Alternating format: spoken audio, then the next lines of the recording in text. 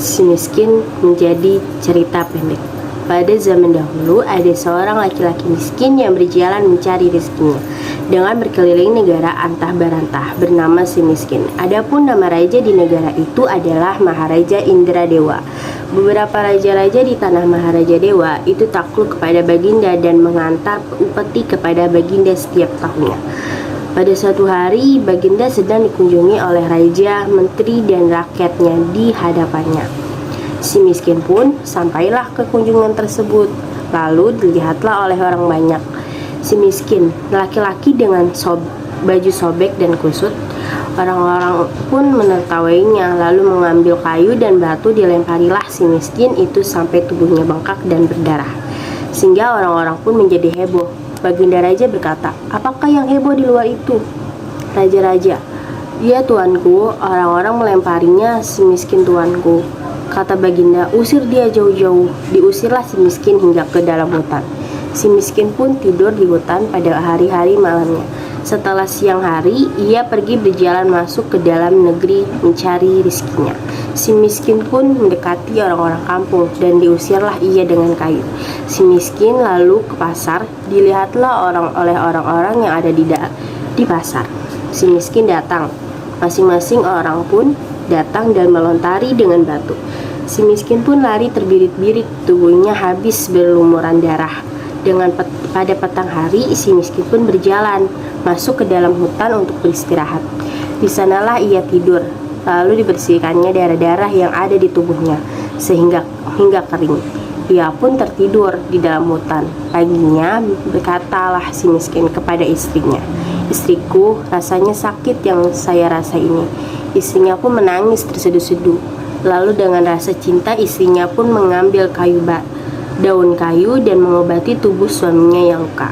Sambil berkata, si miskin, "Diamlah istriku, jangan menangis." Setelah waktu yang ditunggu-tunggu, istrinya si miskin itu pun hamil 3 bulan. Istrinya menangis ingin makan buah mapelam yang ada di taman raja. Suaminya berpikir setelah ia dilempari kayu dan batu di istana, tetapi karena istrinya sedang hamil, maka si miskin berkata, "Diamlah istriku, jangan menangis. Biarlah kakanda pergi mencari buah mapelam. Kalau dapat kakanda akan memberikan kepada engkau."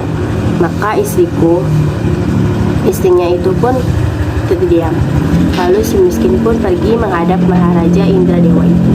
Saat itu Baginda sedang ramai dihadap oleh segala raja-raja. Si miskin datang. Baginda berkata, "Hai miskin, apa keinginanmu?" Maka sahut si miskin, sujud kepalanya dan diletakkan ke tanah. "Ampun tuanku, berimpu ampun tuanku, jikalau ada karenanya akan patuhlah hamba orang yang hina ini. Hamba hendak memohonkan buah mapelam yang jatuh ke tanah itu tuanku." Maka berkatalah Baginda, "Hendak engkau buat apa buah mapelam itu?" Si miskin, "Dia hendak dimakan tuanku." Maka kata Baginda, "Ambilkanlah setangkai, berikan kepada si miskin ini." Diambillah lalu diberikan kepada si miskin itu, dan diambillah oleh orang miskin buah itu. Terima kasih kepada Baginda. Si miskin itu pun heran akan dirinya karena telah buah mapelamnya dan tidak dilempari lagi. Si miskin pun sampai ke tempatnya. Setelah dilihat oleh istrinya, suaminya datang membawa sebuah mapelam setangkai.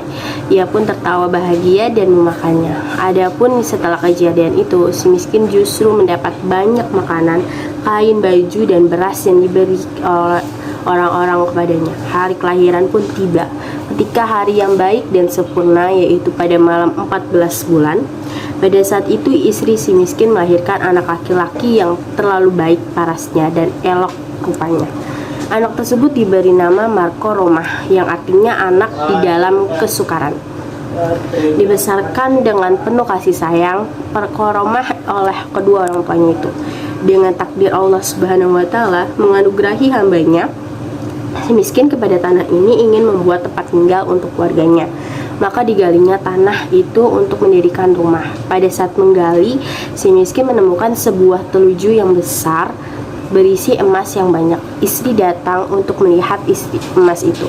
Ia pun berkata kepada suaminya, "Adapun emas ini tidak akan habis sampai kepada anak cucu kita, walaupun habis dibuat untuk belanja." Mereka hidup bersama dengan kedua suami istri beserta anaknya dengan bahagia. Sekian, terima kasih cerita pendek dari Kayat si miskin.